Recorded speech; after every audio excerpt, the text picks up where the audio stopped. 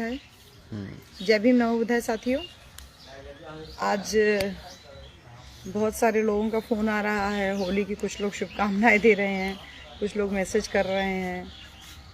तो स्पेशली इस त्यौहार के अवसर पे जो लोग मना रहे हैं, स्पेशली हमारे जो पिछड़े समाज के भाई हैं जो इस त्यौहार को मना रहे हैं, मेरी उनसे अपील है और मैं ये संदेश उनको देना चाह रही हूँ कि आप अपना इतिहास वगैरह जानें।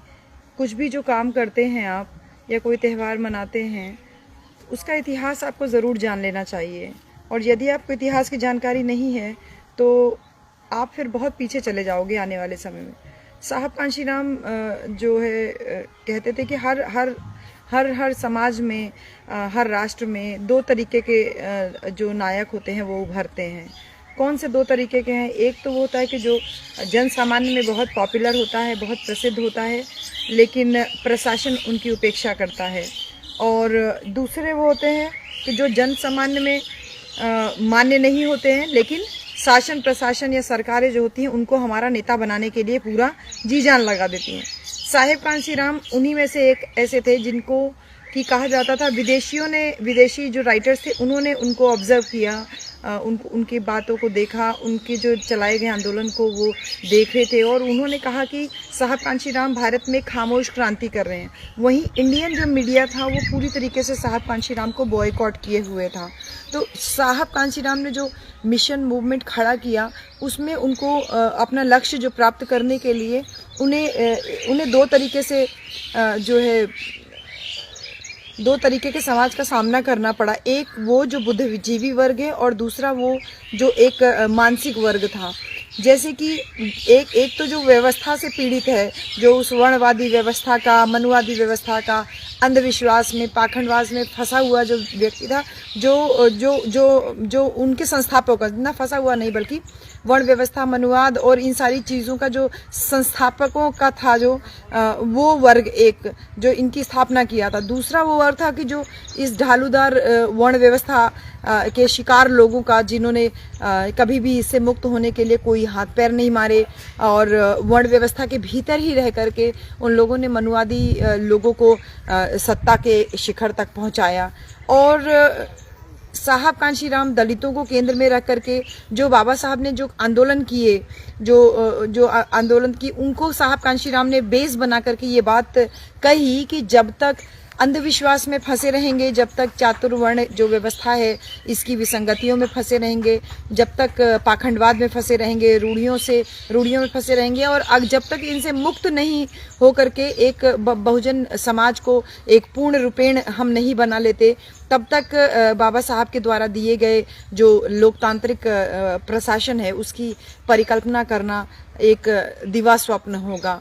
तो कहने का मतलब है कि आप अगर इस व्यवस्था में फंसे रहेंगे और इस फंसे रह करके आप इसका केवल मज़ा लेते रहेंगे कि हम व्यवस्था में रहते हैं तो लोग मनाते हैं तो हमको भी करना चाहिए, तो आप लोग मनाते हैं। ये आप देखिए कि आपके समाज में कितने सारे महापुरुष हुए, आपके महापुरुषों को कितने सवर्ण लोग जो है मनाते हैं, उनकी जयंतियां मनाते हैं।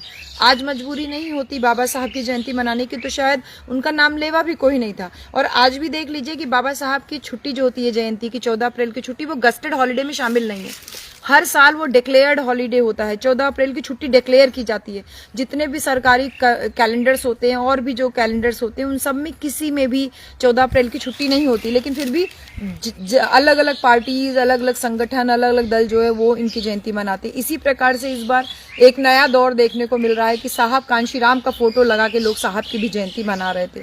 तो ये समझिए कि आप उन रूढ़ियों से निकल नहीं रहे हैं और वो लोग आपको फंसा करके कितना बड़ा काम कर ले रहे हैं। तो मनी मीडिया माफिया को साहब कांशीराम जो इसकी महानता को साहब कांशीराम नकारते हैं कि आप लोग इनके चक्कर में नहीं फंसिए। लेकिन आज जब देखते हैं कि छोटी छोटी पार्टियां बाबा साहब मान्यवर साहब की फोटो लगा करके बहुजन समाज को तोड़ने के लिए या बहुजन समाज का जो एकजुटता है उसमें सेंध मारने का जो काम कर रही हैं और जो वर्ण व्यवस्था, पाखंडवाद, अंधविश्वास, इन सब में जो फंसा करके रखा है, वो पहले साहब को खारिज करते थे और आज उनको अंदर होड़ लगी हुई है आपके महापुरुषों का नाम लेने के लिए।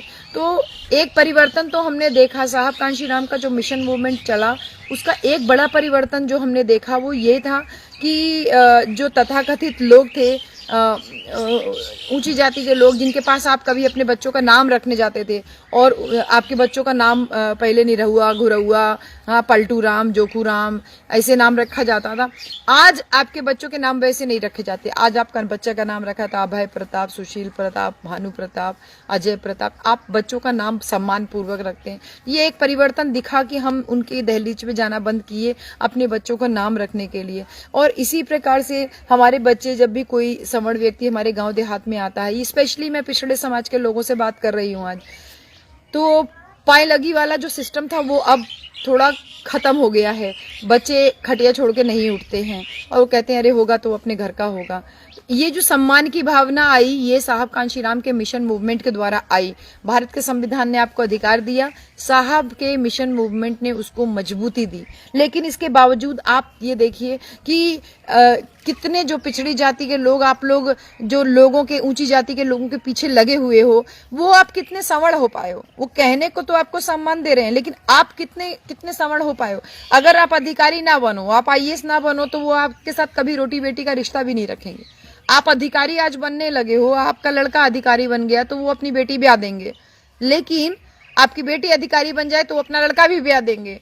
लेकिन आपके गांव देहात का कोई लड़का होगा, उसके साथ वो अपनी बेटी को नहीं ब्याहते हैं। ऐसा क्यों करते हैं वो? अगर आपके गांव में कभी हिम्मत ऐसी कर ली कि किसी नीची जाति ने किसी ऊंची जाति की लड़की को या लड़के से प्रेम प्रसंग ऐसा कुछ हो गया, तो कितनी जलालत वो झेलनी पड़ती है पूरे परिवार को। और तमाम खाप पंचायतें और इन सारी चीजों को हम लोग सुनने को मिलता है, सारी चीजें। तो इतने सारी जो चीजें हो रही हैं आसपास, मेरे नौजवान साथियों से अपील है कि आप क्यों नहीं देख रहे हो, जब आप पढ़ रहे हो और सब कुछ देख रहे हो कि इतने सारे पूजा पाठ, इतने सारे भगवान, इतना सारा यज्ञ हो रहा है, इतना सारा हवन हो रहा है, इसके बावजूद भी आपको ये एहसास कराया जा रहा है कि आपके ऊपर खतरा है। आप हिंदू हो और आपके ऊपर 20-22% मुसलमान है देश में, उसके द्वारा आपके ऊपर खतरा है। क्योंकि साहब कांशीराम ने हमको ये चेतना पैदा की थी कि हम 52% हैं, हमारी मेजॉरिटी है। ये चेतना हमें साहब ने दी, हमें और किसी ने इसका एहसास नहीं कराया। और वो तथाकथित ऊंची जातियां मात्र 15% है। सच बात तो ये है कि आप उनकी सत्ता के लिए आप खतरा हो। OBC वर्ग यानी जो पिछड़ी जाति है, ये तथाकथित ऊंची जातियों के लिए उनकी सत्ता को बनाए रखने में बहुत बड़ा खतरा है। उनकी एकता एक बहुत बड़ा खतरा है। और इसीलिए आपका ध्यान बटाने के लिए हमेशा ये आपको हिंदू बना करके बोला जाता है कि आपको खतरा मुसलमान से है। और इतिहास इस बात का गवाह है कि आपको जातियों में किसने बांटा, ये आपको समझना है। और जातिगत पेशों से निकाल करके एक सम्मानित जीवन जो आपको संविधान की बदौलत मिला, और उस संविधान की वजह से आपने जो एकजुटता दिखाई, साहब ने जो मिशन मूवमेंट तैयार किया, जिसकी वजह से हमारा पिछड़ा समाज एकजुट होने लगा। और इसी से उनको खतरा होने लगा कि ये जो पिछड़ी जाति है, जिनको जो आज तक हमारे घर पे दहलीज करता था, काम करता था, ये अब शासन सत्ता में भागीदारी लेने लगा है, तो उनको खतरा होने लगा। उनको खतरा होने लगा आपकी एकता से, उनको खतरा होने लगा उस संविधान से जिसने हमको आत्मसम्मान दिया। लेकिन इस संविधान को अगर खत्म करना उनका टारगेट है, तो वो अकेले तो कर नहीं पाएंगे, क्योंकि उनकी संख्या तो 15% है। और उस 15% में भी कुछ तथाकथित ऊंचे वर्ग के लोग हैं जो इस पे पूरा टारगेट किए हुए हैं।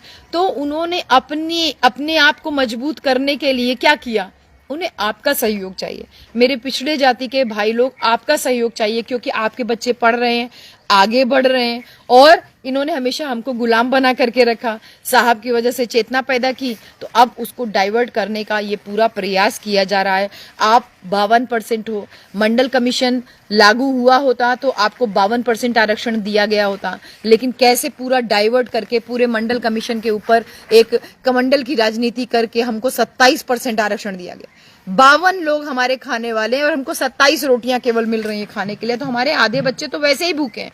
मेरे पिछड़े समाज के लोग, आपके 27 बच्चे तो आधे वैसे ही भूखे पड़े हुए हैं, और आप ये सोचो कि कौन लोग हैं जो आपके इन अधिकारों को खा रहे हैं, जिन लोगों को आप ढो रहे हैं, जिन लोगों के पीछे आप अपनी पूरी ताकत लगा दे रहे हैं, उनको वोट कर रहे हैं, ये सब आप केवल वेस्ट कर रहे हैं। क्योंकि मैं एक नाम लेना चाहूँगी जो पूर्व सांसद थे और अपने उत्तर प्रदेश के पूर्व deputy chief minister Keshav Prasad Maurya ji को। वो मौर्य जी थे, उनका पूरा मतलब एक सम्मान था, डिप्टी सीएम थे, लेकिन इसके बावजूद हम सब लोगों ने उस मंजर को देखा कि जब बाकी सब लोगों के पास कुर्सियां थी बैठने के लिए और उनको बीच में स्टूल दिया गया बैठने के लिए, और एक रैली में जब वो हाथ सारे नेताओं के साथ में हाथ उन्होंने ऊपर किया तो किस तरीके से एक नेता ने उनका हाथ झटक दिया। तो हमारे अंदर अगर स्वाभिमान नहीं है, स्वाभिमान मर गया है, तो हम भले जो है कुछ भी बन करके किसी भी पार्टी के पीछे भागे, लेकिन सही मायने में तो ये है कि वो आप चाहे जितने ऊंचे पहुंच जा रहे हो, वो आपको आपकी जाति से ही आंक रहे हैं। आपका बच्चा कांवर लेके चले तो आपको हेलीकॉप्टर से फूल बरसाया जाएगा, और अगर आपका बच्चा शिक्षा की बात करने लगे, रोजगार की बात करने लगे, तो उसके ऊपर डंडा बरसाया जाएगा, लाठी बरसाया जाएगा। सोचिए इस बात को कि 52% मिलना था आपको आरक्षण, उसके बदले में कमंडल थमा करके आपको 27% आरक्षण के लिए किसने मजबूर किया, किसने मजबूर किया? ये जानिए कि आप कैसे जो है इस बात को सोच के कैसे खुश हो सकते हैं। आपको खाली बता दिया गया अरे तुम फलानवा से तो ऊंच हो, फलन ढकनवा से तो ऊंच हो। हाँ, अहिर इस बात से खुश है कि वो चमार से ऊंचा है, चमार इस बात से खुश है कि वो धोबी से ऊंचा है, धोबी इस बात से खुश है कि वो पासी से ऊंचा है, अहिर कुर्मी इस बात से वो खुश है कि वो इन सब से ऊंचा है, लुहार खुश है कि वो कुर्मी से ऊंचा है। सब लोग एक दूसरे से खुश में लगे हुए हो और असली हक अधिकार का जो चोरी हो रहा है उसकी तरफ आपका ध्यान ही नहीं हो रहा है। आज अगर आप साधन संपन्न नहीं होते तो क्या ये लोग आपको अपने पास बैठने देते? आपका ध्यान कभी अपनी ताकत पे गया ही नहीं। आप क्यों कठपुतली बने हुए हो दूसरे के हाथ के? अरे मेरे प्यारे पिछड़ी समाज के भाइयों, अपने महापुरुषों को जानो। ज्योतिबा फूले माली समाज के थे, पेरियार रामास्वामी नायकर पाल समाज के थे, गरेड़िया समाज के थे, छत्रपति शाहू जी महाराज कुर्मी समाज के थे, बाबू जगदेव प्रसाद कुशवाहा का नाम अगर ले तो कुशवाहा समाज के थे, पेरियार ललई सिंह यादव अहिर समाज के थे, शिवदयाल चौरसिया जी का नाम ले वो चौरसिया समाज के थे, अहिल्याबाई होलकर पाल समाज के थी। कितने सारे महापुरुष हमारे पिछड़ी जाति के समाज में हुए। क्यों नहीं हम अपने महापुरुषों को पढ़ करके उनके जीवन से प्रेरणा लेकर के आगे काम करते हैं? क्यों हम इनके बनाए हुए इस पाखंडवाद अंधविश्वास के मकड़ जाल में फंसे हुए हैं? क्यों हम अपनी जाति को केवल ऊंचा रखने के लिए बाकी सबको नीचे देख रहे हैं, जबकि वास्तविकता यह है कि उनकी नजर में हम सब शूद्र ही हैं। आप अपने आप से पूछो, अगर आप अपने आप को अहिर मान रहे हो, अपने आप को कुर्मी मान रहे हो, अपने आप को लुहार सुनार कहार मान रहे हो, कुछ भी मान रहे हो, जिस जाति के भी हो, और अपने आप को ऊंचा मान रहे हो, तो अगर वर्ण व्यवस्था के हिस्से में देखो तो अपने आप से पूछो तो इस बात को एक बार कि किस व्यवस्था में आते हो, उस वर्ण व्यवस्था में आप किस नंबर पे हो? ब्राह्मण हो नहीं, आप क्षत्रिय हो नहीं, वैश्य हो नहीं, तो आप हो किस जाति के? यहाँ तक कि मैं कायस्थों से भी पूछूंगी भाई कि आप भी अपने आप को ऊंचा मान के चलते हो, आप वर्ण व्यवस्था के किस वर्ग में हो? वैश्य आप हो नहीं, ब्राह्मण क्षत्रिय हो नहीं, शूद्र में ही आप भी आ रहे हो, और शूद्र में आप अपने आप को ऊंचा मानने लगो, उनकी नजर में तो आप शूद्र ही रहोगे ना। ऐसे ही थोड़ी उनको मौर्य जी को बैठने के लिए स्टूल दिया जा रहा है, उनका हाथ झटका जा रहा है। ये एक मतलब, और हमारे मन में कितनी भावनाएं भड़काई जा रही हैं। अभी एक रिसेंटली एक मूवी रिलीज हुई है, एक फिल्म रिलीज हुई है कश्मीर के ऊपर। उस कश्मीर की फिल्म को टैक्स फ्री किया जा रहा है। भावनाएं किस तरीके से जो है भड़काने का प्रयास किया जा रहा है, और उसका जो मेकर है, फिल्म का मेकर जो अग्निहोत्री है, वो यहाँ तक कह दिया कि हम ब्राह्मणों के लिए हमको एक अलग राष्ट्र दे दिया जाए।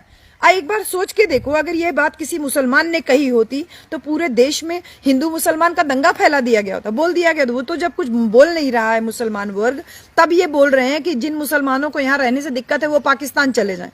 अब एक तथाकथित ये ब्राह्मण जाति का व्यक्ति, एक फिल्म मेकर, जिसके ऊपर जिम्मेदारी है कि समाज की सच्चाई को दिखाए, वो एक वर्ग विशेष को इस तरीके से मोल्ड करके दिखा रहा है, एक तरफा तरीके से दिखा रहा है, कि जिसका कितना सारा क्रिटिसिज्म हो रहा है पूरा फेसबुक पे, समाज में कितनी जगह फिल्म के हम लोग ट्रेलर्स देख रहे हैं कि बाहर पूरा लगा हुआ है हाउसफुल, और अंदर का जो वीडियो आ रहा है तो पता चल रहा है कि अंदर तो पूरा हॉल खाली हुआ है। क्यों फेमस किया जा रहा है? मध्य प्रदेश में पुलिस कर्मियों को छुट्टी दी जा रही है फिल्म देखने के लिए। कैसे किया जा रहा है? कि भड़काने का ही तो प्रयास है। नहीं तो आज तक इतनी सारी फिल्में बनी, ऑस्कर तक हमारी चली गई मूवी। कौन सी मूवी थी वो? नरगिस की फिल्म थी, पुरानी, बहुत पुरानी वो, और ऑस्कर तक चली गई। आज तक ऐसा दौर नहीं है। जय भीम फिल्म जो है ऑस्कर तक चली गई, उसको आपने टैक्स फ्री नहीं किया। और एक फिल्म के लिए अचानक से इतना प्रेम क्यों उमड़ रहा है? वो सिर्फ इसी वजह से कि क्योंकि 2 साल बाद फिर लोकसभा का चुनाव है। तो मेरे पिछड़े समाज के भाई लोग, आप लोग इस बात को समझो कि हर चुनाव से पहले इनको आपके कंधे पे बंदूक रख के चलानी होती है। आप 52% हो, ये मुट्ठी भर लोग हैं, इनको बहुसंख्यक बनने के लिए आपका सहयोग चाहिए होता है। एक बार सोचो कि क्यों ऐसा किया जा रहा है कि एक फिल्म बनाई गई और उसमें एक वर्ग विशेष को इतना महान दिखाया गया कि वो वहां से पलायन कर गए। 1990 में देश आजाद हुआ, 1947 में, 1947 से 1990 तक इस बात को सोचो यार, पूछो अपने आप से। 1947 से 1990 तक कश्मीरी पंडित वहां रह रहे थे, कुछ भी बात नहीं थी, वो आराम से रह रहे थे। अचानक से 1990 में ऐसा क्या हुआ कि उनको वहां से भागना पड़ा। जो अपने मंत्र से समुद्र सुखा देते थे, बहुत सारे बड़े बड़े काम कर देते थे, आपका ग्रह सुधार लेते थे, आपके दूसरे जो है आपका परलोक सुधार लेते थे, स्वर्ग नरक की परिकल्पना हमारे दिमाग में बैठाते हैं, उनको अचानक से भागने की जरूरत क्यों पड़ी? ऐसा क्या हुआ 1990 में? तो ये सोचिए कि जब आजादी के बाद जब सब आराम से खुशी से रह रहे थे, फिर अचानक से क्यों भागना पड़ा? जबकि उस समय गवर्नर कौन था, आप पूछिए इस बात को। जम्मू कश्मीर में किसकी सरकार चल रही थी, ये पूछिए। केंद्र में किन लोगों की सरकार थी? यानी ये सब कुछ एक प्लान्ड वे में किया गया, नहीं तो सब शांति पूर्वक तरीके से चल रहा था और अचानक से ये सब चीज हो गया। और अब पिछले 7-8 साल से तो सरकार है ना केंद्र में, इनको स्थापित करना चाहिए ना, उनको स्थापित नहीं कर रहे हैं और एक फिल्म बना करके लोगों के बीच में भावनाएं भड़काने का प्रयास किया जा रहा है। सावधान रहने के लिए बहुत जरूरत है मेरे प्यारे पिछड़े समाज के भाइयों। इस बात को केवल यकीन मान लो आप कि सिर्फ आप पूछना शुरू कर दो, सिर्फ आप पूछना शुरू कर दो, इनकी हालत खराब होना शुरू हो जाएगी। क्योंकि मैं ये बात अक्सर अपनी मीटिंग्स में बोलती हूँ कि जैसे एक बच्चा जिसकी नाक बह रही थी, उसकी माँ बहुत परेशान थी, उसका नाक बार बार ऐसे पोंछता था, तो वो उसका एक आदत छुड़वा नहीं पा रही थी। तो उसके लिए उसने क्या किया, उसकी पैंट की इलास्टिक ढीली कर दी। अब वो पूरे टाइम अपनी पैंट यही पकड़े रहता, पैंट संभालता रहता है, तो नाक पोंछना उसका छूट गया। यही सेम काम हमारे समाज के युवा साथियों के साथ में किया गया, आपका दिमाग डाइवर्ट करने के लिए कि आप पूछो ना, आप प्रश्न पूछो, आप बेरोजगारी के बारे में बात ना करो, आप महंगाई के बारे में बात ना करो, आप अपनी एकता के बारे में बात ना करो, आप अपने भीतर जो आपके अंदर एक पौरुषता है, आपके भीतर जो एक समाज की भावना है। हमारे समाज में सम्राट अशोक पैदा हुए, हमारे समाज में फूले पैदा हुए, हमारे समाज में तथागत बुद्ध पैदा हुए, हम उनकी विचारधारा से लैस ना होने पाए, इसलिए हमारे ऊपर एक हमको डाइवर्ट कर दिया गया, हमारे दुश्मन मुसलमान को बना दिया गया, जिससे कि हम मेन स्ट्रीम से हट जाएं, हम अपने हक अधिकार के प्रति बात ना करें। तो अगर आप प्रश्न पूछने लगोगे तो ये तुरंत लीपापोती शुरू कर देंगे, क्योंकि इनके पास कोई जवाब नहीं है।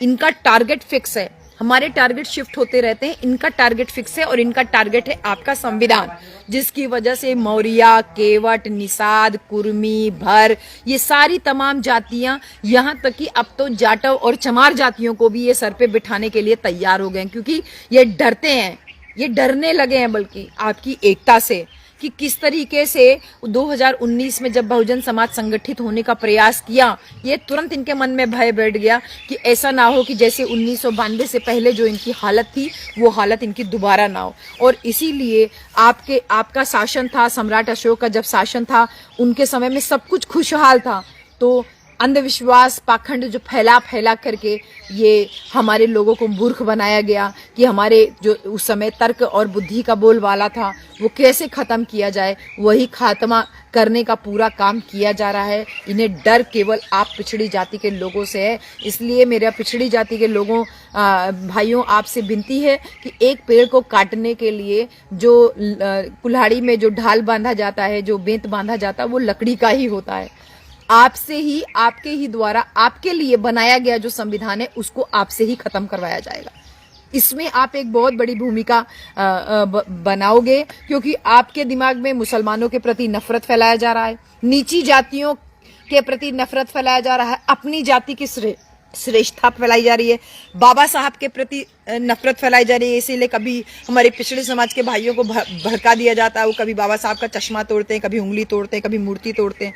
भारतीय संविधान के प्रति गलत भावनाएं फैलाई जा रही हैं और बेवजह जो श्रेष्ठता की भावना जो फैलाई जा रही है, इससे पूरी तरीके से लोकतंत्र को खतरे में, लोकतंत्र को लूटने का ये काम किया जा रहा है। तो आपकी हमारी एकता को तोड़ने का ही केवल इनका प्रयास है। मेरी विनती है आप लोगों से आज के समय में कि अपना इतिहास जानो। कोई भी त्यौहार हो उसको मनाने से पहले उसके इतिहास को ज़रूर जानिए, उसके बैकग्राउंड में जानिए। किसी भी इतिहास में आज के समय में भी अगर आप देखिए, जो हाथरस में हुआ, वो लड़की खाना बना रही थी, जिंदा लड़की के ऊपर मिट्टी का तेल छिड़क के आग लगा दिया। इनकी संस्कृति ही रही है लड़कियों को जलाने की, कभी सती प्रथा के नाम पे, कभी जाति प्रथा के नाम पे, कभी दहेज प्रथा के नाम पे, और आज फिर वही जाति की शिकार हुई तो उसने अपने विरोध किया, उसकी जो छेड़खानी हो रही थी उसके साथ में, तो उन्होंने तब भी उस लड़की को जलाया। तो जलाना जिनकी संस्कृति का हिस्सा है वो अपनी बहन बेटियों को जलाएं। तुम क्यों अपनी बहन बेटियों को जला रहे हो मेरे प्यारे भाई लोग?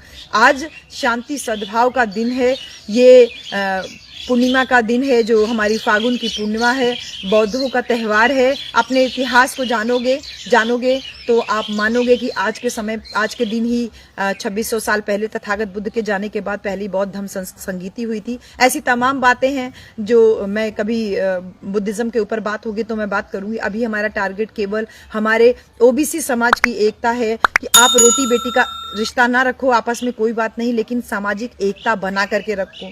आप टारगेट पे हो, आपके वोट की ज़रूरत है इनको, इसी वजह से ये सारा काम किया जा रहा है कि आप एकजुट ना हो। कहीं समाज में एससी और ओबीसी और माइनॉरिटी इकट्ठा हो गया तो जो साहब का नारा था ना कि दलित पिछड़ा मुस्लिम करो विचार, कब तक सहोगे अत्याचार, और उसने विचार किया और विचार करके एकजुटता दिखाई और एकजुटता दिखा के शासन सत्ता हासिल की।